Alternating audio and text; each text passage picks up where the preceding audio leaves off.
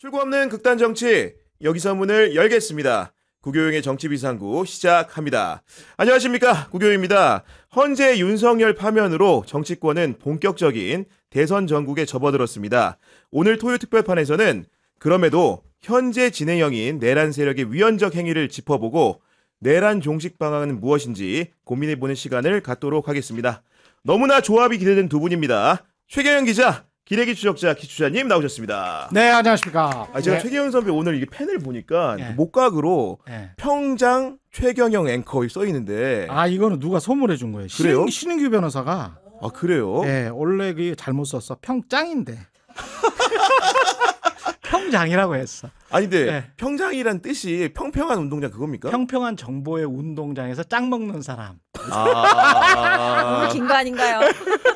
예, 그래서 줄였습니다. 평짜고. 아니 그래 저는 혹시나 팬들이 네. 이렇게 새겨가지고 줬나 했더니 네. 신인규가 저한테 이런 선물 안 왔는데요. 신인규 변호사는 네. 저를 특별히 이제 좋아하는 것 같습니다. 야, 그럽니다. 정말 좋아하지 않으면 이렇게 새겨서 주기까지는 어려울 텐데. 네. 우리 기레기 추적자 네. 기추자님도 네. 최경영 선배에 대해서 평소 호감이 좀 있었다고요. 저 너무 많고요. 네. 사실 방송을 볼 때 가장 좋아하는 포인트가 있습니다. 어떤 포인트? 약간 분노가 그라데이션으로 쫙 올라가시잖아요. 그리고 왜 그럴까 나는. 정점에 카메라를 바라보면서 심우정 잘 들어. 너무 좋아요. 아, 그래요? 예. 오늘은 그라데이션으로 안 올라가요. 쫙 좀 내려가는. 아니 그리고 네. 이제 최경영 선배와 기추자님의 장점이라고 한다면은 우리 팬들하고 소통을 시청자들하고 정말 잘하십니다. 최경영 예. 선배는 본인의 생각을 늘 일필휘지로 페북에 남기시잖아요. 계속 쓰죠. 네. 계속 쓰고 그거를 근데 가끔 우리 PD가 그런 이야기를 해요. 돈 안 되게 맨날 그렇게 왜 쓰냐. 돈 안 되게 그 시간에 방송해라. 네. 한 푼이라도 더 벌어라. 뭐 어. 이러는데 저는 아무래도 이제 기자 습성이 있다 보니까 네. 그게 더 글이 더 조금 사실은 조금 더 편해요. 말보다는 글이 좀 편하고. 그렇죠. 네. 그렇습니다. 아니 그리고 선배 같은 경우 궁금한 게 주로 어떤 시간에 이렇게 글을 남기는 건지 생각이 나면 바로 씁니까 그냥? 생각이 나면 바로 씁니다. 아, 못 참고 이거를? 예, 생각이 나면 바로 쓰고, 기사 보다가 바로 쓰고, 조선일보 보다가도 바로 쓰고, 뭐 그런 식입니다. 대충. 그렇구나. 예. 우리 기추하님 같은 경우는 유튜브에서 네. 우리 구독자들하고 소통하는 네. 소통왕 아닙니까 솔직히. 아, 그렇습니까? 팬들 네. 많잖아요 이제 진짜. 아, 예. 네.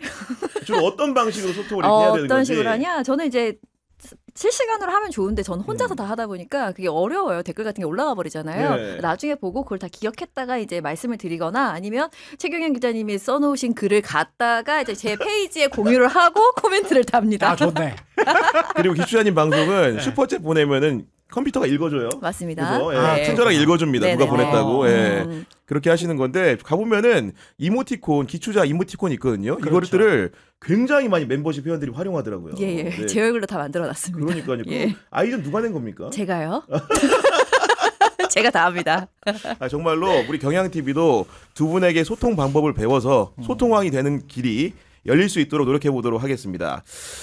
아무래도 심각한 얘기를 안 할 수가 없는데 4월 4일 윤석열 파면이 끝나서 이제 모든 게 정리됐다라고 생각한 분들도 많았을 텐데 여전히 최경영 선배 전국 상황이 녹록지 않은 것 같은데요. 녹록치는 않습니다만 저는 그러니까 이게 마지막 작전이랄까요? 뭐 마지막 최악의 발악 뭐 이런 것들을 하는 게 눈에 뻔히 보이기는 합니다. 근데 그런 것들이 정치공학적으로만 접근을 하고 있기 때문에 네. 근데 정치공학이라는 게 한 가지 큰 약점이 있습니다. 한 가지 큰 약점이 뭐냐면 당위적인 거에는 못 당해내요. 아, 당위적인 거에는 못 당해냅니다. 그러니까 정치공학적으로 야 이번에 20대가 조금 그래도 반반 나뉘는 거 아니야? 그러면서 20대에서 좀 묶어주면 또 그리고 중도층이라는 사람들 또는 무당층이라는 사람들 아니면은 아직 마음을 정하지 않았던 30%가 뭔가 이쪽에서 그러니까 국민의힘 쪽에서 네. 한 명으로 해주면 그 사람들이 아마도 보수 또는 중도층일 것이기 때문에 왜냐하면 진보나 민주당 지지층은 아무래도 이재명 후보 경선 후보에게 많이 이제 쏠렸을 거 아니에요. 그러면 남은 중도층 또는 무당층이라는 거는 보수나 중도일 가능성이 굉장히 높거든요. 그렇죠. 네. 그거를 이제 중앙일보, 조선일보는 아주 쉽게 20대 플러스 중도 무당층 30% 남았어. 30% 이상이니까 이쪽이 이쪽으로 더 붙고 단일화를 시키고 뭐 이러면은 혹시 승산이 있지 않을까? 그게 이제 50만 표로 이기거나 500만 표로 그렇죠. 지거나 네. 그런 양상훈 주필의 예, 주필의 칼럼이었던 것 같은데 그런 생각을 조선일보나 중앙일보가 좀 지금 하고 있는 것 같은데 네. 그건 이제 사람들 마음을 잘 못 읽는 것 같습니다. 사람들은 정치공학적으로만 생각하지 않고요. 그냥 당연하다고 당위적이다라고 생각하는 것이 먼저 앞서요. 그거는 바람과 시류와 시대 정신을 탑니다. 그렇기 때문에 중도층 보수층이라고 하는 분들이 이 조선일보나 중앙일보 생각대로 그 계층일 가능성이 저도 높다고 생각해요. 보수나 중도 계층이 높을 네. 거다. 지금 뭐 정하지 못하고 있는 사람들이. 그러나 당위적으로 그분들이 생각했을 때 한국인들이기 때문에 야, 또 국민의힘 후보 찍어? 당위적으로 불가능해. 마음속으로 당위적으로 불가능하기 때문에 지금 현재 여론조사에서도 아니 난 안 정했어. 나 모르겠어. 이렇게밖에 대답을 할 수가 없다. 그분들이 한 50여일 지나서 정말 그분들이 다 윤석열과는 아니거든요. 어떤 확신법이랄지 뭐 윤석열 권성동과는 아니기 때문에 갑자기 그분들이 30%가 돌아서 가지고 뭐 50만 표 차로 우리가 몰아주자. 나라를 완전히 말아먹어 버리자. 그거는 이제 중도 보수가 아니지. 그러니까요. 중도 보수가 아니고 대한민국 국민을 너무 가볍게 본 거죠. 왜냐하면 그걸 뭘로 그러면 니는 증명하냐? 탄핵 여론. 그다음에 윤석열 파면 여론. 그다음에 정권 교체가 합당하냐 아니면은 정권 연장이 합당하냐. 요 여론조사를 같이 믹싱해 가지고 우리가 생각을 해보면 저와 똑같은 결론이 나올 수밖에 없어. 근데 조선일보나 중앙일보의 사고방식은 그 방식이 아니고 굉장히 정체된 사고방식이거든요.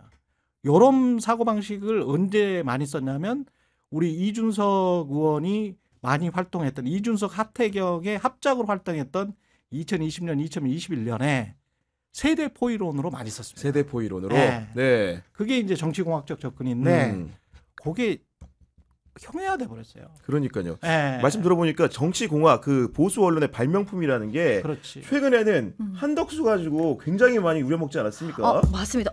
제가 한덕수 관련된 거 일반 방금 말씀 주신 것처럼 일반 국민들은 한덕수는 그냥 내란 세력의 한 주축이라고 생각을 하지 그렇죠. 이들이 전혀 중도층에 지금 소구되는 인물이 아니에요. 근데 방금 말씀 주신 거에 너무 동의하는 게요.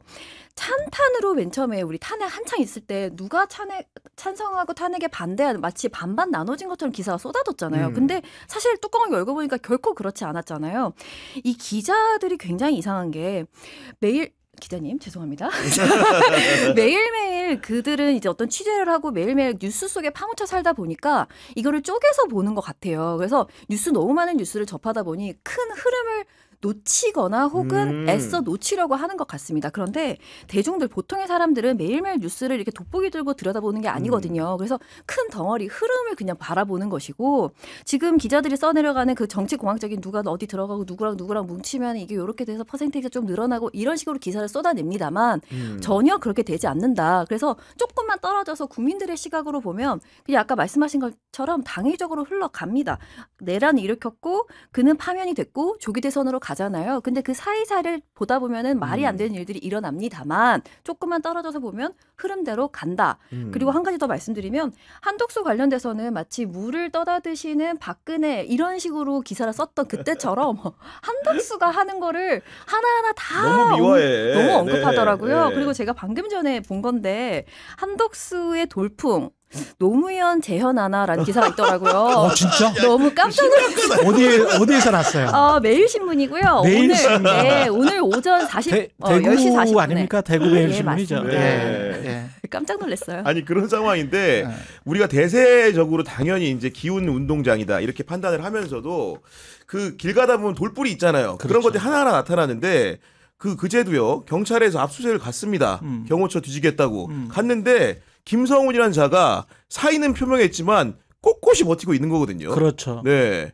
근데 방법은 없을 것 같아요. 그 더불어서 이렇게 이제 계속 그런 것도 하고 어제 같은 경우에 기자들 다 초대해가지고 무슨 윤석열 어게인 당인가 뭐 하나 만든다고 했잖아요. 윤어게인. 네. 윤어게인 당인가 만든다고 해서 저도 이제 기자 소통방이라고 해가지고 들어갔어요. 아 진짜요? 네. 아유 왜 들어가야지. 뭔 일 하나 뭐 이러면서 들어가 봤어요. 들어가서 이제 막 이렇게 당황하시더라고요. 네. 이제- 최경영 기자 들어오니까. 저 같은 사람들 들어가고 뭐 제가 이제 한 400명 정도 있었을 때 좀 이른 시간에 들어간 겁니다. 네. 300명, 400명 정도 있었을 때 들어갔는데 나중에 한 2-3시간 지나서 보니까 채팅방이 이제 사라진 거예요. 오픈 채팅방이 사라졌어. 근데 이제 기존에 썼던 것들을 어떻게 남겨져 그렇죠, 있잖아요. 근데 이 사람들이 얼마나 오합지졸이냐면 뭐 김성훈이건 누구건 간에 글쎄요. 저는 요거를 고시 엘리트들의 마지막 종말을 지금 우리가 보고 있다. 그렇게 생각을 보고 하고 있다. 있어요. 네. 그래서 고시 엘리트들이 철옹성이 단단하죠. 철옹성이 굉장히 단단한데 그 고시 엘리트들은 정권에 따라서 굉장히 많이 움직이는 관료 조직이 주된 기반이거든요. 근데 한 50일 남으면 정권이 이제 움직이잖아요. 정권이 바뀔 수밖에 없다고 보는데 정권이 바뀔 것을 대비해서 마지막 발악을 하는 김성훈 같은 부류가 있고 네. 또는 제가 사법부를 그렇게 단정적으로 말하기는 힘듭니다만 여하튼 지금 내란 재판을 담당하고 있는 지기현 판사가 하는 행태는 약간 좀 이상하긴 하거든요. 일반적으로 상식적으로 우리가 뭐 법원 취재를 했었을 때 맞아요. 생각하는 그런 건 아니 그러니까 단적으로 당신 직업이 뭡니까라고 물어봐야 돼요. 그거는. 본인이 답하게 해야지. 예. 그리고 그게 현직은 아니잖아요. 현재 직업은 무직입니다. 그건 박근혜 전 대통령도 똑같이 이야기를 했고, 근데 현재 직업을 물어보는 게 판사의 뭐 이제까지 프로토콜이었는데 전직 대통령이셨죠. 이렇게 말하는 거는 좀 이 판사들 내에서도 사법부 내에서도 쟤 뭐하지? 아마 그러고 있을 거예요. 그 다음에 이제 피고석에 이렇게 앉아 있어야 되는데 뒷열에 변호사들이랑 같이 앉아 아니 있었잖아요. 그러니까. 그것도 말도 안 되는 거예요. 네. 보통은 맨 앞줄 앉습니다. 네. 네. 법정에서 그런 건 있을 수가 없습니다. 그리고 세 번째 80분 동안 막 떠들잖아요. 그거를 판사가 놔도 제지했어야지. 바로 제지합니다. 한 5분도 판사는 굉장히 특히 고등법원이잖아요. 딱 그 제지하고 완전히 그립감을 쥐고 재판을 진행하지 못하면 자기가 재판에서 판사라는 거를 그 어떤 권위를 인정받지 못하기 때문에 그건 있을 수가 없는 일이에요. 누가 봐도 살인마가 와서 엄청나게 막 문신하고 있고 뭐 이래도 그거는 판사가 무조건 해야 되거든요. 근데 제가 한 3가지를 봤을 때 기성 엘리트들 중에 지기현 판사는 어떤 제 개인적인 판단으로는 그분의 뭐 친구들이랄지 누구들한테 이제 들은 걸 종합적으로 판단하면 악의가 있다기보다는 기성 엘리트들 중에서 겁 많고 잘 자랐고 오렌지스럽고 놀기 좋아하고 그리고 별 생각 없고 그리고 대충 이렇게 힘 있는 쪽에 이렇게 적당히 왔다 갔다 하면 그냥 살아왔고 그러니까 이런 판단 정도를 가지고 있는 친구들이라는 거죠. 그러니까 한덕수, 윤석열, 뭐 지기현 다 고시 엘리트들 중에서 우리가 이제 판단이 굉장히 중요하거든요. 인간한테. 인간이 판단을 하는데 서울대 들어가는 수능 시험으로 판단을 인간은 하지 않습니다. 인생사에서. 그랬으면 그 사람들이 다 돈 벌었지. 물론 뭐 김건희처럼 어떤 주가 조작 세력과 연계해서 돈을 벌 수는 있겠습니다만은 본인이 판단을 해서 돈을 못 벌거든. 그건 뭐냐면요. 판단이라는 거는 그냥 IQ 테스트가 아니에요. 그렇죠. 판단은 세상을 보는 객관적인 눈과 그리고 기본적으로 이 세상을 어떻게 사랑으로 볼 거냐 아니면 누구를 사랑하면서 볼 거냐 어떤 대상을 사랑하면서 내가 이 세상을 보느냐라고 할 때 자꾸 자기와 어울렸던 그룹 쪽 또는 계층 쪽의 사람들만 사랑 어린 시선으로 바라보는 그런 경향성이 그러니까요. 경향TV입니다만 그런 경향성이 고시 엘리트들한테 철철 몸에 이게 배어 있구나. 네. 그래서 그걸 수십 년 동안 용암수처럼 쏟아냈구나. 용암수처럼 쏟아냈는데 요거를 진정으로 보여준 몇 개월이었던 거야. 너무나 공감이 됩니다. 이 네. 몇 개월이. 음. 그러니까 이제 사람들이 아 저런 류들이었어. 저렇게 상식적인 판단도 못하는 하질이었구나. 판단 능력에 있어서 하질. 근데 제가 이제 55세인데 네. 제 주변에도 출세한 친구들 많고 그 정도의 IQ를 가지고 있는 친구들은 널렸어요. 제가 그럼요. 네. 비평균화 지역 고등학교 출신이기 때문에 널렸습니다. 지기현 판사나 윤석열이나 뭐 한덕수나 널렸습니다. 네. 널렸는데 그 중에서 인성이 좋은 친구도 있고 야 다시 만나기 싫래? 라고 하는 친구도 있습니다. 근데 한국 정치인들 중에 특히 국민의힘 정치인들 중에 고시 엘리트들 또 이거는 민주당도 좀 포함될 것 같습니다. 네. 가슴에 손을 얹고 어떤 동창회나 이런 데 가가지고 너 다시 만나기 싫은 친구다라고 평범한 시민들이 평범한 동창들이 그런 시선을 한두 번 보내고 그리고 다시 안 만나고 물론 이제 거래할 친구는 만나겠지. 거래할 친구는 만나지만 네 없어도 뭐 난 잘 먹고 잘 산다라고 하는 친구들을 안 만나거든. 그런 경험이 있는 친구들 그 사람들은 본인들이 진정으로 한국 사회에서 엘리트인지 아니면 잘 살았는지 아 뭔가 인성이 내가 꼬였구나. 그래서 내 판단력도 국민과 많이 유리됐구나. 이런 생각을 자주 한번 해보셔야 됩니다. 아니 그러니까 그 고시 엘리트들이 내린 네. 결정이라는 게 사실은 이명박도 전 대통령이고 박근혜도 전 대통령인데 법정에 지발로 걸어갔습니다. 사진도 찍혔습니다. 근데 왜 유독 고시 엘리트인 윤석열에 대해서는 그렇게 하지 않느냐 이 물음입니다. 제가 지금 최경영 기자님이 말씀하신 게 제가 요즘에 정말 많이 하는 생각이거든요. 100% 동의하고 방금 말씀 주신 거에 바로 답할 수 있는 게 이명박도 박근혜도 검찰 아니었잖아요. 그러니까 저는 그렇게 생각하거든요. 방금 말씀 주신 것처럼 고시 엘리트라고 표현하셨잖아요. 저는 그 수험 권력 혹은 시험 권력이라 저는 이제 같이 시험 권력. 시험 네. 권력. 그 자기들이 본인들이 머리가 좋아서 시험을 잘 본 거 뭐 어쩌라는 겁니까? 그렇죠. 본인들 엄마한테 칭찬 받으십시오. 네. 근데 이자들이 굉장히 큰 착각을 하는 게 국민들이 보기에는 자기 아래로 보이나 봐요. 그래서 그들이 준 표로 당선된 그 선출 권력들을 상당히 무시하는 걸 너무 많이 보였습니다. 그래서 이번 윤석열 정권을 거치면서 정말 그나마 얻은 수확이라면 방금 말씀 주신 그 수험 권력들 그 자들이 얼마나 민낯이 초라한가를 너무 많이 봤어요. 그리고 본인들끼리 모여 있다 보니까 제가 이제 수험 권력으로 표현했던 자들이 이제 대표적으로 검찰이 있고 기재부가 있겠는데 그렇죠. 네. 이들이 자신들이 쌓여 있다 보니까 자신들이 얼마나 이상한지를 판단을 못하는 것 같아요. 그렇죠. 자기들끼리 모여서 자기들끼리만 이야기를 나누니까 그게 괜찮은 거예요. 그럴 수 있는 거예요. 그래서 이제는 그 모습들을 우리가 이렇게 보다 보니까 쟤네 이상한데라는 거를 너무 많이 보여줬다. 맞아요. 그래서 네. 이때까지 검찰 뭐 개혁해야 된다 어쩐다 이야기했지만 국민들 대다수가 그래도 라는 조금의 신뢰감이 있었는데 이번에 그것을 적나라하게. 아예 그렇죠. 네. 아예 박살을 냈다. 그리고 기재부도 질서라 다 튀어나와서 그럼 우린 좀 어때? 우리 해서 너희도 나가리. 그래서 날라갔다라는 이 정말 너무 그나마 다행이다. 그나마 소득이다라는 말씀을 드리고 이번에 이완규, 함상훈 이런 자들도 나왔다가 본인들이 과거에 했던 일들만 잔뜩 밝혀지고 그러니까. 날아가지 않았습니까? 그래서 정말 의외의 소득이 아주 조금 있었다. 아니 그리고 이제 계엄 이튿날 12월 4일 날 그 삼청동 안가에 모인 4명의 회동에 대해서 진상 규명을 해야 된다고 하는데 그렇죠. 공교롭게 그 4명도 검사 아니면 판사 출신입니다. 그렇죠. 네. 그러니까 이게 결국은 내란 특검 이번에 김용민 의원이 그런 페북에 그런 이야기를 써놨더라고요. 이번에 부결시킨 내란 특검이 가장 약한 버전이었다. 아마 후회하게 될 것이다. 그런 이야기를 써놨더라고요. 근데 저는 정권이 바뀌고 내란 특검이 되고 김건희 특검, 뭐 명태균 특검 다 할 텐데 네. 그 상황에서 이 사람들이 도대체 어떤 거를 숨기고 있었는지가 아마 낱낱이 드러날 겁니다. 낱낱이 드러날 수밖에 없는 게 아까 말한 그 고시 엘리트들 중에 1급이나 이제 2급들이 있거든요. 근데 그 사람들은 이제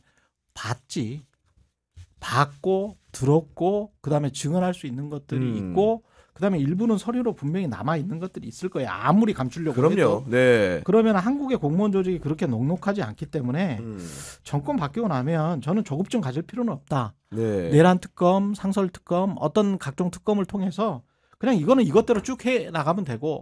근데 지금 국민 여론이 경제와 민생에 굉장히 신경을 많이 쓰잖아요. 그래서 다음 정부는 경제와 민생에 굉장히 신경을 쓰되 요거는 부차적으로 그냥 한쪽에서 계속 하면 된다. 예. 근데 다만 우리가 걸리지 말아야 될 프레임은 보복 아니냐. 요것만 그냥 그때 가가지고 아니 그러면은 이렇게 그냥 물어보면 될 것 같아요. 아니 그럼 진실을 밝히지 말란 말이냐. 그러니까 네. 진실을 밝히지 말란 말이냐. 진실은 알아야지. 그리고 그 진실을 알고 난 다음에 죄가 가벼워. 그리고 거의 무죄인 것 같아.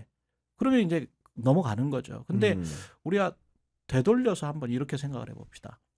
엊그제 어떤 분을 만났는데 그분의 이제 그 아들이 세월호의 해경 청장의 변호인을 했어요. 그랬군요. 예. 근데 변명을 하는 것이 아니라, 그러니까 본인의 아들이기 때문에 이제 어쩔 수 없이 이제 어떻게 하게 돼야 되는 상황이었던 것 같은데, 본인이 변호를 잘해서 무죄가 나온, 여러분이 잘 모르시는 분들도 있으니까 해경청장 무죄 나왔어요. 맞아요. 네. 본인이 변호를 잘해서 무죄가 나온 게 아니라 검사들이 완벽하게 무죄가 나올 수 있도록 하나도 수사하지 않았더라. 그 얘기를 들었습니다. 아, 그 변호인 아버님이? 예. 야, 충격적입니다, 그거는. 예. 네. 하나도 수사하지 않았다라고 자기 아들이 그랬다는 거예요. 이게 또, 왜냐하면 이게 해경청장이 그때 그냥 얼마 안 있다가 헬기 타고 그냥 가버렸거든. 예? 헬기 타고 사람들 그냥 갔어요. 네. 갔는데, 그거가 이제 자기 무슨 뭐 지휘 감독 어쩌고 저쩌고 거의 그 최상부에 있는 사람은 그거는 저 구명보트 타고 가가지고 그 1, 2, 3 경정인가요? 네. 그 저 사람 구하려고 갔었던 그 사람만 처벌받았거든요. 걔네들 일이지 나는 그 위에서 나는 열심히 하라 그랬고 내가 그럼 뭘 잘못했냐. 요런 식이거든요. 요런 식이야. 그러니까 재판이 그런 식으로 진행됐단 말이지. 근데 요 내란도 우리가 딱 지금 우려하고 두려워하는 거는 혹시 내가 그렇게 원래 헌법재판소에서도 그런 이야기 했잖아요. 내가 꼭 그렇게 시킨 건 아니고 걔들이 좀 오버한 것 같네. 그리고 어떤 애는 좀 거짓말한 것 같네. 그리고 지나놓고 보니까 뭐 국회에서 계속 쪼니까 걔들이 좀 당황해가지고 초기에 진술을 잘못한 것 같은데 뭐 이거잖아요. 핵심은 윤석열 씨의 이 거짓부렁은. 그렇죠. 근데 이제 그렇게 해서 해경청장처럼 도망가려고 하는 거야. 나는 저 상층부에 있어가지고 요 아래에서 뭔 일이 일어났는지는 잘 모르겠고. 애들 잘못이야 쉽게 얘기해서. 예. 그렇죠. 근데 그게 세월호 참사를 우리가 한번 겪었고 그 후에 또 이태원 참사도 이렇게 흐지부지 돼버렸습니다. 근데 그 윤석열을 그냥 가만둘 수 있을까? 우리가 요거는 세 번째는 나는 안 될 것 같아요. 네. 안 될 것 같아요. 그래서 요것도 특검을 통해서 결국은 검사들이 잘해야 됩니다. 입증 책임이 검사한테 있기 때문에. 네, 네. 검사들이 꼬치꼬치 해야 되고 나중에 변호인단이나 윤석열 변호인단이 열심히 하겠지. 그리고 이제 재판부는 검사가 안 가지고 오는데 나보다 어떻게 하란 거야. 한국의 재판부는 되게 이제 그렇거든요. 맞아요. 수동적이니까. 네, 수동적이기 때문에 미국 재판부처럼 그것도 있을 수 있는 거 아니야? 그러면 그거 추가로 한번 수사해보자, 조사해보자. 있으면 물증 가져와봐. 뭐 이래야 되는 건데 없어. 없는 한국은 그런 제도도 없다 보니까 검사들이 잘해야 되는데 지금 검사들은 하는 꼬락서니가 명태균 그 사건이랑 거의 비슷하잖아요. 그래서 이거는 특검 들어가고 조근조근 하나하나씩 네. 단계적으로 하면 충분하다고 봅니다. 말씀 들어보니까 우리가 작은 것부터 치밀하게 감시를 좀 해야겠다는 생각이 드는데 우리 언론이 보면은요. 윤석열, 김건희 부부가 굉장히 장시간 관저에 이유도 없이 대기를 했고 일주일 후에 퇴거를 했는데 퇴거 쇼를 해버립니다. 이러면 맹렬하게 비판해야 되는데 그러지 않고 그냥 경마식으로 보도한 거 아닙니까 그냥? 너무 심한 게 이전부터 항상 생각했던 건데 어떤 세력 진영에 따라서 쟤네 원래 저렇잖아라는 느낌으로 너무 부드럽게 써줍니다. 왜 당장 나가라고 언론이 때려야 되거든요. 매일매일 예. 세금을 쓰고 있는 거잖아요. 근데 그거에 대해서 그렇게 방금 말씀하신 것처럼 맹렬하게 비판하지 않아요. 나간대. 그때 나간대. 조금만 기다려. 뭐 하시는 거예요 지금? 에이, 그 정도는 봐주자. 뭐 그럴 수 있잖아. 아니, 네. 안 되죠. 안 되는 겁니다. 세금 한 푼이라도 그렇게 쓸 수 없는 거고. 그리고 아까 말씀 주신 거 경제적인 거를 앞에 내세우고 뒤에서 이제 이런 일들 특검이든 뭐든 해나갔으면 좋겠다고 말씀하신 거에 너무 동의하는 게 세 번째에서는 더 이상 더 실수하지 않기를 정말 바라는 게요. 이번에도 파면한다라는 그 순간 저번에 박근혜를 파면한다 했을 때 그 세월호 가족분들이 너무 오열하시면서 맞아요. 기쁨과 슬픔이 공존하는 모습을 봤는데 이번에도 근데 더 슬픈 건 모여 계시지도 못하더라고요. 이번엔 이태원 참사 12구 참사 유가족분들은 띄엄띄엄 너무너무 슬퍼하는 모습을 봤습니다. 그래서 저는 말씀을 드리는 게 네. 전면적으로 뭐 검찰을 개혁한다. 전면적으로 뭔가 그런 거 큰 거를 내세우지 않았으면 좋겠습니다. 전면적으로는 경제적인 이야기를 나누었으면 좋겠어요. 그런 이야기들이 언론에 더 많이 나왔으면 좋겠습니다. 왜? 사람들이 살아야 되니까 지금 너무 힘들거든요. 네. 20만 명 폐업했다는 게 뭐 장난이 아니잖아요. 그런 얘기하고 뒤에서 언론이 시끄럽게 떠들지 못하도록 방금 한 것처럼 경제적인 이야기들이 언론에서 막 나오고요. 뒤에서 진짜 일을 했으면 좋겠습니다. 문재인 1년 동안 거의 70-80%가 긍정적으로 국정 운영을 하고 있다라고 나왔을 때 그 1년 동안 힘이 실려 있을 때 그거랑 비슷하게 갈 것 같습니다. 이재명 정권이 만약에 이재명이 아니더라도 어떤 다른 대통령 그렇죠. 나온다면요. 네. 야권에서 나온다면. 네, 나온다면요. 그 높은 기대가 있을 때 왜냐하면 내가 지지하지 않더라도 1년 정도는 기회를 줘보자라는 게 보통 우리 국민들의 맞아요. 심리니까요. 네. 그 1년 동안 정말 경제적인 거를 내세우되 뒤에서는 정말 일을 정말 착실하게 해나갔으면 좋겠다. 네, 그렇게 언론을 좀 이용했으면 아니, 좋겠습니다. 그리고 우리 최경영 선배도 그 윤석열 퇴거쇼로 아주 신랄하게 비판하셨거든요. 저는 그게 일종의 이제 그 정치적 스턴트 아닙니까? 그러니까 정치적으로 쇼를 하는 건데 스턴트 쇼를 하는 거죠. 그러니까 보여주기잖아요. 근데 그 보여주는 게 비판적으로 그러니까 보여주면서 그런 퇴거 쇼를 보여주면서 비판적으로 접근하면 또 다른 이제 보도나 프로그램이 될 텐데 그거를 보여주기만 해요. 재밌다, 웃기다. 이게 뭐 이러면서 이제 물론 그 옆에서 이제 조롱하는 뭐 이런 네. 사람들도 있긴 합니다만은 또 조롱하면 그거는 조롱은 약간 이제 언론에서는 터부시하는 거거든. 그러면 이거를 정말 진지하게 비판을 해야 되거든요. 정색하고. 정색하고 네. 이게 무슨 짓이냐. 그리고 이거를 마치 이렇게 그러니까 이제 한겨레 경향에서 나왔던 그 안에 뭐 있었지? 무슨 뭐 캣 하는 놀이하는 거 뭐 있잖아요. 캣타워. 네. 뭐 이런 것들을 집중적으로 보여준다 할지 이제 나중에 수돗물 이야기는 나중에 나왔습니다. 맞아요. 네. 저 사람들이 돈을 우리 국민 돈을 어떻게 썼냐 요게 집중이 돼야 되거든요. 그게 이제 본질인데 오랫동안 이제 거기에 있었던 것도 본질이지만 근데 이제 그 퇴거 쇼를 하면서 옆에서 그 뭐 20대 청년들이 그러니까. 뭐 이렇게 하고 그런 것들을 보여주고 그런 게 어떤 하나의 큰 보편적인 현상이냐 이제 사람들이 물론 우리 국민들 그 이제 착각은 하지 않습니다만은 보면 알죠. 예. 네. 그게 이제 똑같이 있었던 게 영등포 스퀘어에서 박근혜 전 대통령이 후보 연설 선언 딱 첫날에 그랬어요. 첫날에 당시에 홍사덕 지금 돌아가신 의원이 홍사덕 의원이 70대 이상 옆에 서지 말라 그랬거든. 아, 그랬어요? 그랬거든요. 영등포 스퀘어에서 제가 그때 그 취재 타임스퀘어. 타임스퀘어. 네, 타임스퀘어. 영등포 예. 타임스퀘어에서 그 네. 첫날이야. 아니 표는 다 받아가고요. 이거 표는 다 받아갖고. 그때 거기에서 이제 그게 나타날 수 있잖아요. 영등포 스퀘어라는 또 젊음의 광장 플러스 이제 가난한, 전통적으로 가난한 지역이었죠. 지금은 별로 그렇지는 않습니다만. 여하튼 그래가지고 그분들 못 서게 했거든. 그리고 한동안 그게 선거의 어떤 모토 같은 거였어요. 공공연하게 그렇게 나왔습니다. 똑같은 거를 지금 10몇 년 지나서 똑같이 하고 있는 거예요. 네? 근데 저도 기억하는 거를 저는 정치부 기자도 아니었는데 저도 기억하는 거를 왜 정치부 기자들이 왜 소환하지 못하는가? 네. 네. 그러면 그것만 대비시켜도 이 사람들이 국민을 정말 졸로 보는구나. 정치공학적인 거를 이용해서 20대를 이렇게 하면 그러면 20대의 광범위한 지지를 받는 것처럼 이번에 윤석열 어게인 당인가 그것도 그러니까. 모토가 그거잖아요. 청년들이 자꾸 지지를 해가지고 우리가 어쩔 수 없이 윤석열 대통령은 안 하려고 하는데 윤석열 씨는 안 하려고 하는데 뭐 아버지 같은 마음으로. 네, 아버지와 같은 마음으로 안 하려고 하는데 청년 변호사 5명이 뭘 해가지고 뭐 개몽이 돼가지고 네. 한다는 거 아닙니까? 근데 그 쇼를 그런 게 계속 그런 식으로 중계식으로 플레이를 우리가 해준다면 사람들을 바보로 생각하는 거지 그게. 그렇죠. 예. 네, 그 말이 안 되는 거죠. 그러니까 본질에 조금 천착을 하려면 아니, 과거에 정치공학적 쇼를 벌였던 그런 것들이 그리고 같은 당이잖아.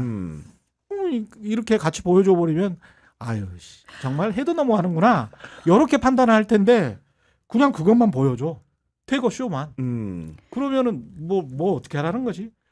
그 언론이 어떤 부가가치 제가 이제 이 경향 TV에 나와서 자꾸 말씀드리는 게 언론은 미디어 산업이기 때문에 그걸 너무 그렇게 뉴스 산업 그다음에 우리가 지사 뭐 뉴스 지사 뭐 우리가 신채호의 뭐 아들 딸들 뭐 이렇게만 생각하는 게 아니고 저는 미디어는 산업적인 측면이 굉장히 강하다고 잘 팔아야죠. 예. 네. 근데 그 산업의 가장 큰 거는 부가가치예요. 우리가 유통산업을 막 욕하는 이유가 뭡니까? 너무 많이 이익을 챙겨 먹는다고 욕하는 이유가 뭐죠? 농민들은 노동을 한 부가가치를 넣는데 유통은 알고 보니까 플랫폼만 해가지고 너무 많이 먹는 것 같네. 네. 이래서 욕을 하는 겁니다. 경제부 기자들 그러잖아요. 그러면 언론은 미디어 산업으로서 자본주의 사회에서 어떤 부가가치를 지금 생산하고 있습니까? 이 퇴거쇼에서 어떤 부가가치를 더 줬습니까? 그냥 얹어서 보여준 거 이외에. 그러니까. 네. 그거 다 하는 거야. 1인 유튜버도 할 수 있는 거야. 그러면 언론이잖아. 본인들 스스로 정통 언론이라고 자부했잖아. 그리고 사람들도 많잖아. 기자 PD들도 있고. 그러면 부가에서 뭘 밸류가 에디드 돼야지. 그래야 부가세를 내지. 그렇지 않습니까? 그렇죠. 네. 그러면 그 부가적인 뭔가가 많아지고 커지면 사람들이 포괄적으로 전반적으로 360도로 잘 봤네. 응? 그러면 그 360도로 잘 봤으면 그러면 저게 언론이 할 일을 다 했네. 이렇게 되는 거잖아요. 근데 우리는 기본적으로 여야가 말하는 걸 받아쓰기 하는 게 언론이라고 생각을 하잖아요. 그럼 부가 서비스가 없는 거예요. 부가 서비스가 없는 겁니다. 제로인 그렇죠. 겁니다. 네, 아무것도 없는 자본주의 거죠. 사회에서. 그런 거를 왜 계속 언론 소비자가 봐야 되죠? 그건 말이 안 되지 자본주의 사회에서. 그러니까요. 네. 네. 저 방금 말씀 주신 거에 저도 첨언하고 싶은 게 방금 네. 중계식대로 보여준다고 하셨잖아요. 그 정치 세력들이 너무 지체되어 있어요. 세상이 너무 빠르게 변했는데 너무 예전의 생각으로 정치를 하는 거예요. 뭐 그런 정치 권력이 있다 쳐요. 그렇게 지체를 하면 결국 망하겠죠. 뭐 선택받지 못해서.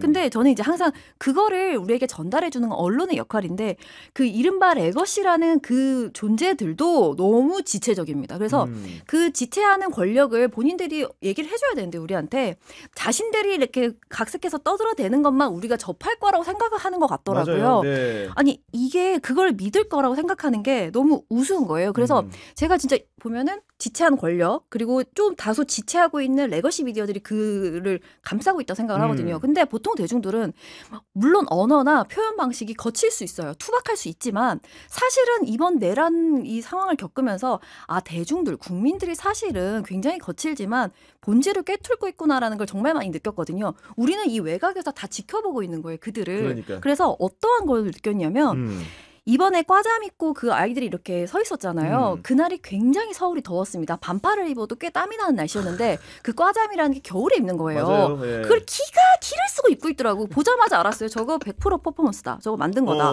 그리고 그 경호하는 분들이 뒤로 빠져 있더라고요. 그들이 그러니까 앞에 약조된 있더라고요. 사람들인 것처럼. 그냥 네. 보자마자 일반인의 눈으로 알았어요. 그리고 그들 조금만 커뮤니티 뒤지면 걔네가 누군지 다 찾아요. 그날 다 찾았습니다. 그런데 레거시는 이틀 뒤에 기사가 나오더라고요. 야, 느려요. 너무 우리 기자님 느리고. 바로 찾았는데. 그럼요. 네. 싹 가능합니다. 그런데 이거 비판 나오는 것만 해도 차라리 다행이에요. 왜냐하면 권력이 힘이 좀 빠지니까 그나마 나오잖아요. 이거 쇼다라는 기사가 나오잖아요. 그나마 고무적인 거고 예를 들어서 이태원 12구 때로 돌아가 볼게요. 그때는 그립감이 상당했잖아요. 쇼 이것저것 너무 많이 했습니다. 좀 이따가 한동훈 이야기 혹시 하게 되면 하게 됩니다. 말씀을 네. 드리겠지만 김건희가 그 앞에 앉아가지고 쪼그리 앉아서 어떠한 각도로 사진 찍을지 정말 100% 쇼인 그 장면에 대해서도 그 어떠한 언론도 언급조차 하지 않았어요. 많은 쇼들이 있었잖아요. 그때는 비판하는 거 우리는 다 거기서 보고 있는데 저것은 쇼다라는 걸 대중들이 알고 있는데도 네. 어떠한 미디어에서도 그 얘기를 하지 않았어요. 그래서 그거에 대해서 방금 말씀 주신 것처럼 서비스가 없어요. 왜 지불해야 됩니까? 우리도 바로 알 수 있는 것을 그런 비판 지점이 있다는 거죠. 그리고 이런 거예요. 또 이제 그게 윤석열 퇴거쇼를 할 때 윤석열 씨가 이제 대통령 관저였죠. 관저에서 나오는 거는 정치적인 이벤트로 중요하죠. 그래서 그거를 이제 상징적으로 사진을 찍고 촬영을 하고 보여주는 거는 중요한데 그것보다 더 중요한 거는 내란 재판이거든요. 그렇죠. 누구나 다 인정할 수 있을 겁니다. 모든 국민이 뭐 윤석열 씨를 지지하든 반대하든 간에 그것보다 윤석열 씨가 집에서 나오는 것보다 중요한 거는 내란 재판의 그렇죠. 전 과정이구나. 그렇습니다. 그게 가장 중요하거든요. 그러면 무엇이 중요한 뉴스인가는 언론사가 판단을 하는 건데 모든 국민은 그게 가장 중요하다라고 생각을 해요. 근데 지기현 판사 같은 경우는 지금 오늘에야 와서 이제 사전에 사진은 찍을 수 오렌 있어. 찍게 해주겠다. 네. 예. 촬영은 할 수 있어. 뭐 요 정도잖아요. 그 전에는 이제 그것도 허락을 안 했다가. 근데 나중에 이제 재판 과정을 이제 쭉 언론 취재나 이제까지의 언론사들이 검찰의 기소 항상 이제 비판을 받습니다만은 검찰의 기소 전 단계까지의 취재는 엄청나게 많이 해. 또는 검사들의 말을 엄청나게 많이 받았어. 하지만 재판은 굉장히 지루한 과정이거든요. 맞아요. 네. 굉장히 지루하고 가면은 우리 말로 일본 말로 이른바 야마가 잘 안 잡혀. 뭐 특히 한 석 달 동안은 야마 안 잡혀. 그냥 뭔 말을 하고 있는 건지 모를 정도로 깝깝합니다. 네. 물론 이것 같은 경우는 공소장이 뭐 한 100페이지 정도밖에 안 되고 우리가 모두가 다 봤기 때문에 너무 쉬운 재판이긴 합니다. 근데 이런 재판을 가령 그렇게 뭐랄까요? 우리처럼 받아쓰기 보도랄지 24시간 보도로 절절절절 매는 CNN마저도 그러니까 무슨 뉴욕 타임즈랄지 워싱턴 포스트랄지 이런 진짜 정론지를 제가 말씀드리는 거 아니에요.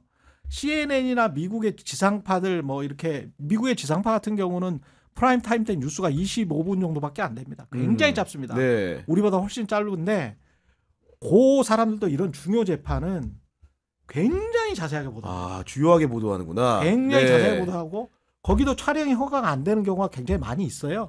그래서 촬영이 허가가 안 되는데 기자가 가가지고 다 쓰고요. 그 다음에 그 상황을 다 이렇게 그 일러스트 하시는 분들이 있어요. 사파로 그려서. 네. 네. 그 사파가 한 몇 장씩 들어가. 그러면 돈이 그게 장난이 아닙니다. 오. 그 CNN이나 뉴욕타임즈에서 사파 그리시는 분들 연봉하시면 깜짝 놀랄 텐데 엄청나게 창의적인 분들이거든요. 근데 그거를 이제 계속 합의를 해가지고 계속 이야기를 해주고 자기가 갔다 와서 이 재판 풍경은 어땠어? 처음에는 어땠고 어떨 때 깜짝 놀랐어? 뭐 이런 식으로 이제 합니다. 그러면서 이제 거기에 중간중간에 자기의 어떤 평 같은 게 이렇게 들어가죠. 코멘트가. 코멘트가. 그때 뭐 피고인은 깜짝 놀라는 기색이었다. 그게 마치 이제 검사가 쓰는 것처럼 네. 그렇게 갑자기 고개를 푹 떨궜다. 그러면 이제 피고인은 이제 속상할 거 아니에요. 네. 그렇게 기사를 쓰면 굉장히 주관적으로 들리죠. 하지만 모든 영미권 저널리즘에서 다 하는 거예요. 그럼 기자가 관찰을 해가지고 일러스트를 한 거 아닙니까? 묘사를 한 거잖아요. 그것처럼 객관적 묘사가 어디 있어? 양심에만 맞게 하면 되지. 고개를 안 떨궜는데 떨궜다 그러면 나쁜 놈이지. 그렇죠. 그렇잖아요. 근데 이제 그런 거를 언론 자유를 만끽하고 있다는 거지. 근데 우리는 고개를 떨궜다라는 기사를 못 써. 내가 보기에는. 재판 과정에서 재판의 결과가 나오기 전까지 중립을 가장해서 재판 과정을 그렇게 소상하게 상세히 묘사를 안 해. 한국 언론은. 그게 습관도 안 돼 있고 시스템도 안 돼 있어. 그러면서 국민들한테 알 권리를 이야기하는 거야. 그러니까 저처럼 미국에서 배웠던 사람들은 저 뭐지? 뭐 하는 거지? 어떻게 우리가 알지? 그러면 재판 결과가 끝나고 나서 지기현처럼 지금 지기현은 지금 공개도 안 한다는 거잖아요. 촬영도 못 하고 재판 중간에는 하기가 안 된다는 거잖아요. 그리고 우리가 가보셔서 알지만 거기에서 타자만 쓸 수 있지, 타자만 다다다닥 쓸 수 있지, 녹음도 못 해요. 녹음 안 됩니다. 한국 네. 법정은 녹음이 안 됩니다. 개떡같이 돼 있습니다, 진짜. 네. 시스템 자체가. 뭐 하자는 거야? 내가 그러면 천재야? 네. 어떻게 가가지고, 그러면 대개는 후배 기자들이 가거든? 가다가 막 놓친단 말이야. 예? 대개는 뭐, 후배 기자들이 가가지고, 근데 잘 모르는 생소한 뭐 법률 용어 나가면 또 헷갈리고 놓치고 뭔 말이지 하면서 이상한 단어 써놓고 막 이런다고. 그러면은 이제 그거를 안 갔던 데스크가 보고 정리를 하는데. 보고 정리를 하면서 네. 그 중에서 중요한 거 뭐다를 뽑아내는 게 이게 법조기사예요. 자, 그러면 국민들한테 알 권리에 지금 충실하게 뭔가를 지금 그 객관적으로 묘사를 할 수가 있겠습니까, 이게? 이 시스템이? 이거를 가만 놔두고 공개 재판도 안 돼. 갑자기 또 피고인은 보고해야 된대. 예? 뭐야, 뭐 하자는 거야? 아니, 도대체 민주주의를 하자는 거야, 말자는 거야? 그러니까요, 네. 이래놓고 언론 자유래. 언론 자유를 주고 언론 자유를 말하라고요. 이거는 언론 자유가 기본적으로 아니에요. 아니 그리고 이제 그런 측면도 네. 있고 실제로 언론 사이드에서 잘못하는 부분들, 제도가 이제 말 그대로 막아서는 부분들이 있는 것이고 오늘 국민의힘 권성동 원내대표 말이 정말 가관이었습니다. 어제 얼마 전에 뉴스타파 기자를 상대로 해서 폭행을 행사한 것도 모자란 사람인데 이분이 어떤 얘기를 했냐? 금요일날 원내대책 회의에서 민주당에 유리하게 민주당을 위한 보도, 그리고 국민의힘을 폄하하고 깎아내리기 위한 보도가 자행되고 있다. 특정 언론사 이름은 오늘은 얘기하지 않겠다. 이러한 보도가 계속되면 특정 언론사에 대해서는 비상한 조치를 취할 수 있다. 이게 무슨 말입니까 도대체? 스카이데일 얘기하는 건가요? 아니 저는 권성동 씨라고 부르고 싶어요. 정치하면 안 된다고 생각합니다. 네. 저는 그 영상 보고 진짜 너무 화가 나더라고요.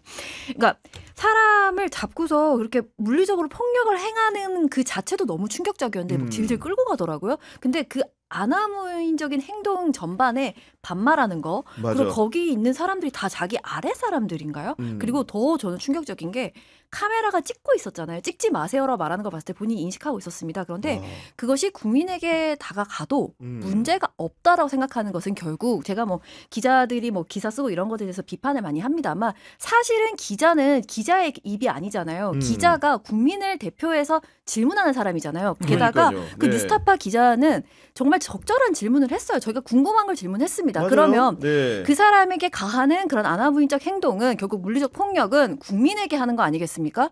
그 모습을 보는데 제가 너무 큰 모욕감을 느꼈어요. 그 모든 행동에. 그리고 플러스 만약에 사람이 그래요. 너무 진짜 천보, 백보, 만보 양보해서 그럴 수 있다고 생각하더라도 이후에 화가 좀 내려가면은 사과를 해야죠. 그렇지. 사과해야지. 그래야 그게 네. 정치하는 수습이 사람이고 되지. 그렇죠. 네. 유권자들에게 표를 받을 가치가 있는 사람이 아니겠습니까? 정치하면 안 됩니다. 이 사람. 그만해야 된다고 생각해요. 야, 선배도 그 장면 보시지 않았습니까? 그거를 네. 봤는데 이것도 이제 저는 시스템적으로 좀 말씀드리고 싶은 게 법조 시스템 아까 말씀드렸잖아요. 정치부도 그래. 국회 취재 시스템도 출입처 기자 시스템이 어떻게 돼 있냐면 권성동 의원은 뭐라 그랬냐면 어떤 취재 목적으로 오셨어요? 어떤 취재 목적으로 오셨는지 말하세요. 국회 미디어 담당관 불러 요 이야기했습니다. 맞아요. 어떤 네. 취재 목적으로 오셨죠? 나는 나를 취재할 목적으로 온 게 아니니까 답할 수 없어요. 국회 미디어 담당관 불러 붙잡고 있어. 이게 무슨 말인지 보통 사람은 이해가 안 될 거예요. 이게 무슨 말이냐면요. 국회는 출입 기자를 제외하고는 KBS PD도 KBS 기자도 마찬가지입니다. 제가 다시 한번 말씀드릴게요. KBS, MBC, PD 기자 다 마찬가지입니다. 네. 출입 기자를 제외하고는 다른 기타 기자들 있잖아요. 기타 PD들 다 일일 비표를 받습니다. 맞아요. 일일 네. 비표를 받아서 국회의원 회관으로 어떤 분을 만나러 들어갑니다. 라고 씁니다. 제가 탐사보도를 많이 해봐서 이거 쓸 때마다 그런 느낌이 들었어요. 왜 내가 얘한테 공무원한테 어떤 국회의원을 왜 만나러 가는지를 써야 되지? 얘들은 이거 모아서 뭐 하지? 내가 얘한테 왜 허락을 받아야 되지? 그렇죠. 내가 KBS 다니는데 이상하잖아. 이상하지 않아요? 이상하죠. 너무 이상하죠. 예. KBS 국회 출입 기자는 그냥 왔다 갔다 하는데 네. KBS 추정 60분 PD는 맨날 그 비표를 받아. 어. 그러면 그 비표를 받을 때 저기 저 토론회가 있어서 가요라고 썼어. 근데 토론회가 있어서 민주당 토론회 갔다 쳐요. 근데 민주당 토론회 갔다가 나왔다가 보니까 국민의힘이 뭘 하고 있네. 그래서 옆에서 또 취재를 했어. 취재하다가 권성동한테 물어봤어. 그럼 권성동이 그거는 잘못된 거라고 이야기하는 거예요, 지금. 아하. 권성동의 말은 넌 출입기자 아니니까. 출입기자 예. 아니니까 너 취재 목적은 아마 딴 것이었을 것이고 나한테 질문을 하는 거는 아니었을 거기 때문에 나한테는 질문 못해 라고 하는 국회 취재 시스템에 관해서 이야기를 하고 있는 겁니다. 권성동은. 그러면서 권성동은 그날 국회 미디어 담당관을 자근자근 밟았을 거야. 당연하죠. 왜 얘가 들어왔어? 그리고 얘가 어떻게 일일 비표 받았는지 그거 내봐봐.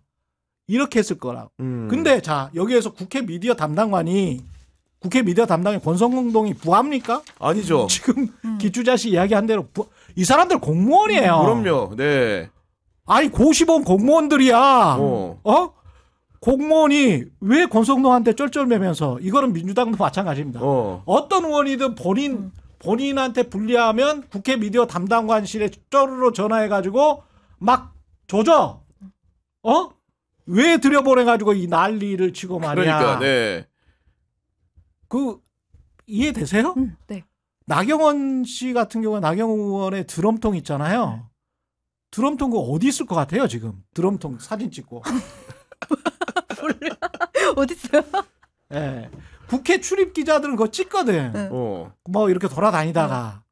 그래 어떤 국회 출입 기자가 찍었어요 하면서 저한테 전달을 하더라고. 재밌어요. 드럼통. 예. 나경원 의원실 앞에 있어요 지금 현재 그 드럼통.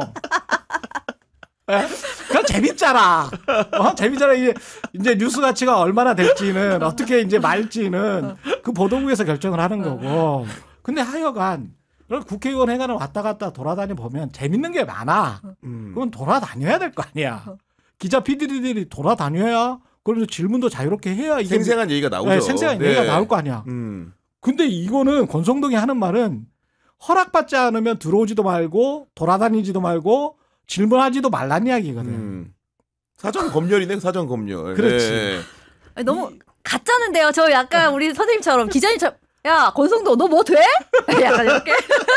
아니 뭐도 아니잖아. 네가 뭔데? 그러니까 권성동 네가 뭔데? 아니 공복 아니에요 이 사람? 이 웃긴 사람들이네. 아니 그러니까 요게 완전히 이게 뭐 가치가 전복돼 있는 사회예요. 그러니까 한국의 취재 시스템을 보면 이 사람들이 지금 무슨 생각을 하고 지금 자유민주주의를 떠들지?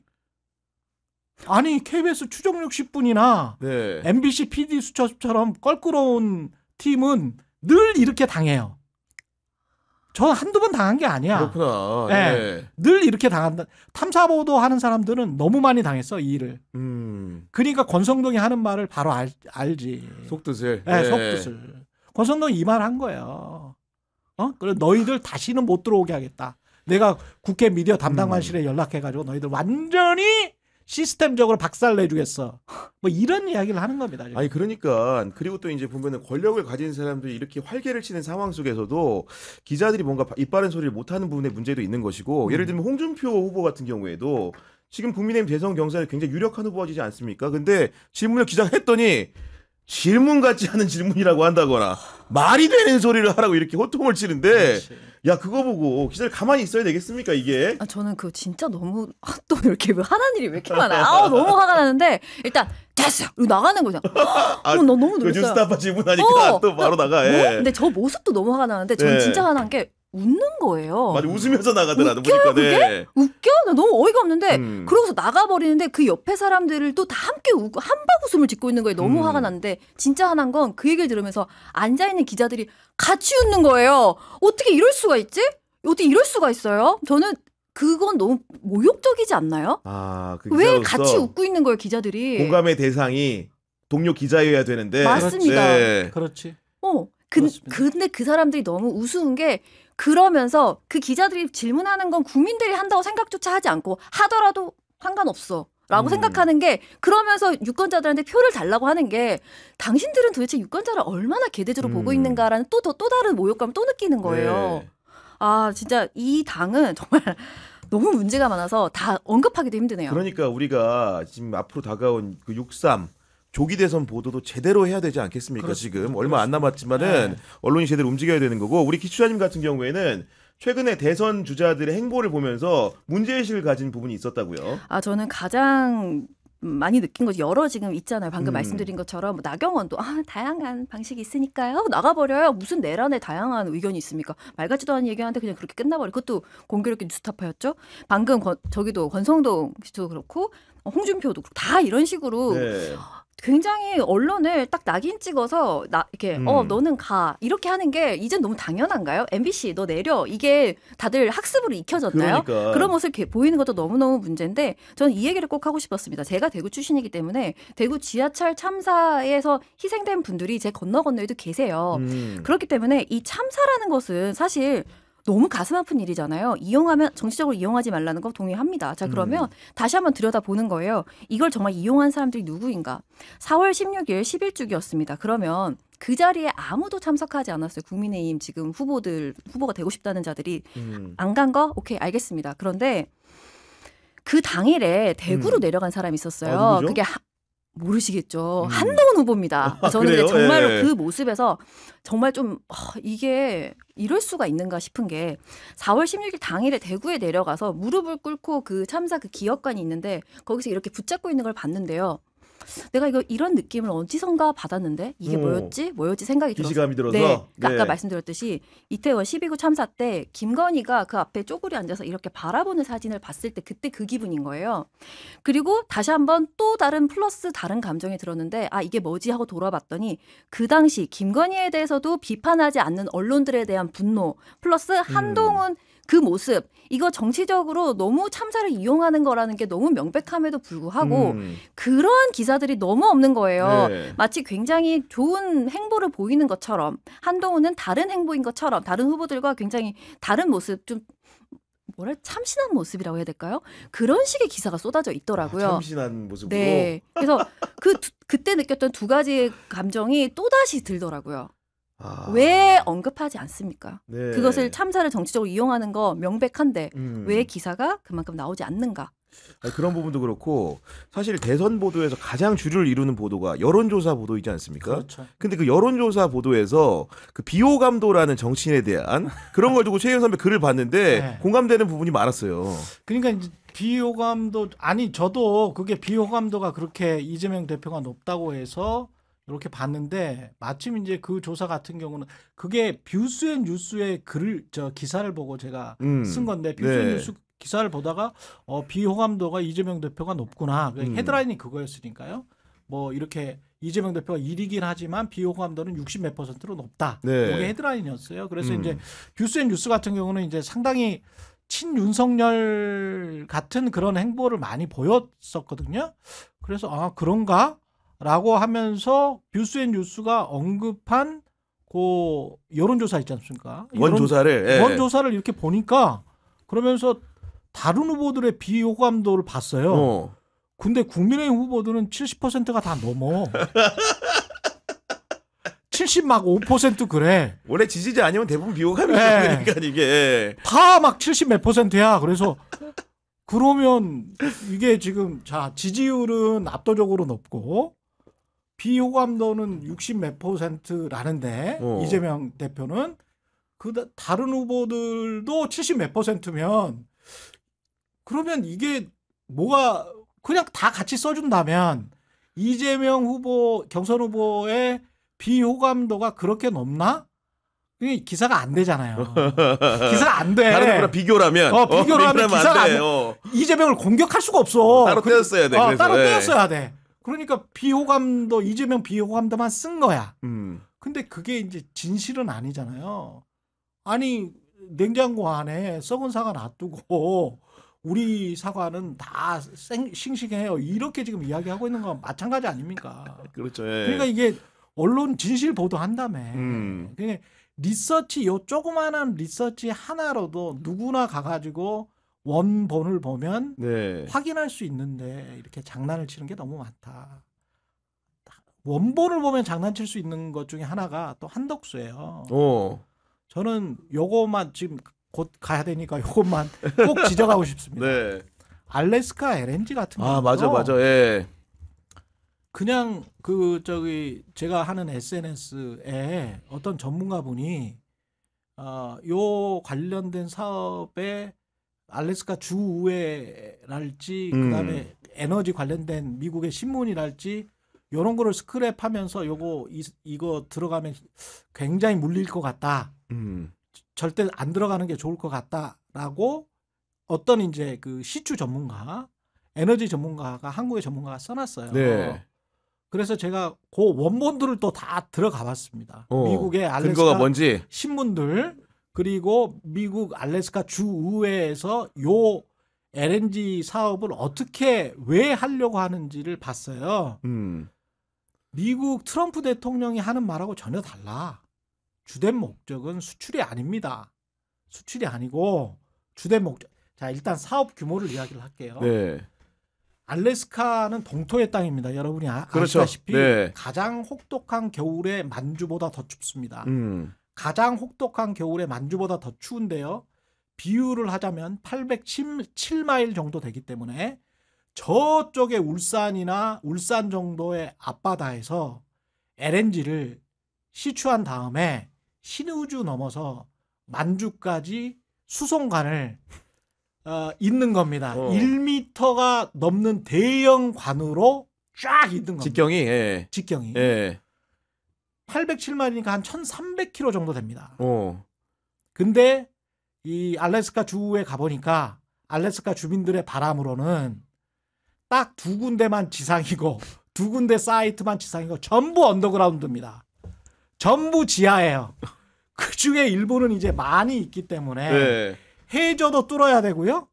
해저 뚫어서 연결을 육상으로 해야 됩니다. 돈이 천문학적이겠구나. 네. 네.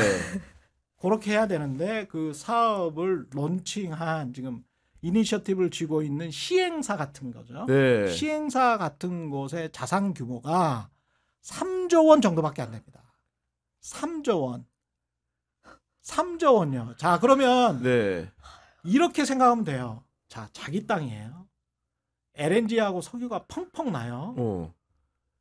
전 세계에서 19세기부터 가장 유명했던 석유 기업이 어디입니까?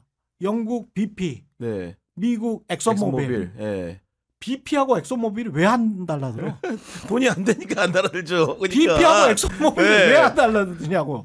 그렇게 좋은 사업이면 그렇게 네. 좋은 사업이면 말이 안 되잖아. 음. 말이 안 되잖아. 그러니까 들어가면 제가 이렇게 표현했어요. 제 TV에서. 야, 이거는 돈을 우리가 주고 강제 징용당하는 거다. 정확합니다. 우리가 돈 주고 돈 한 수십조 원 주고 강제 징용당하는데 내 발로. 예, 내 발로 가서 근데 이제 본인들 바람으로는 한 10년 내에 끝내고 싶은 거야. 10년 내에 끝내고 싶은데 20년이 걸릴지. 그 어른 땅을 전부 다 파야 되고요. 그리고 주된 사업 목적이 왔다 갔다 하는 석유랄지 LNG의 그 국제 가격이 알래스카 주민들 또는 주정부에게 별로 도움이 안 되니 안정적으로 주민 복지를 위해서 LNG를 따뜻하게 공급을 해주라. 그래서 알래스카 전역을 그냥 이렇게 관통을 하는 겁니다. 야, 그러니까 남의 나라 좋은 일을 우리 기업이 제 돈 들여가면서 해야 되는 거구나. 네. 네, 근데 거기에서 그러면 우리가 갑자기 거기에서 이제 삼성물산이나 현대건설이 들어간다고 쳐요. 그렇죠, 네. 그러면 거기에 들어가면 어떻게 해야 되냐면 그러면 우리가 그냥 유틸리티를 할게. 그냥 우리가 가스 공사가 돼가지고 정권을 우리한테 다 줘. 그러면 가즈프롬처럼 되는 거야. 만약에 협상을 한덕수가 해갖고 오려면 우리가 가즈프롬처럼 돼가지고 우리가 51% 이상의 지분을 계속 가지고 있으면서 너희들이 우리한테 계속 그 가스비를 줘. 가스비 우리는 단계적으로 수익을 위해서 가스비를 올릴 올린다. 수도 있어. 네. 그리고 가스관을 잠글 수도 있어. 어. 그리고 필요하면은 수출도 할 수 있어. 이런 계약 조건으로 가지고 오면 인정. 가즈프롬 한덕수가요? 이런 계약 조건으로 가져오면은 사업이 네. 될 수도 있다. 아, 이거 무슨 판타지잖아요, 네. 그거는. 아니 말씀 들으면 들을수록 느끼는 게 한덕수는 대선 절대 못 나오겠다.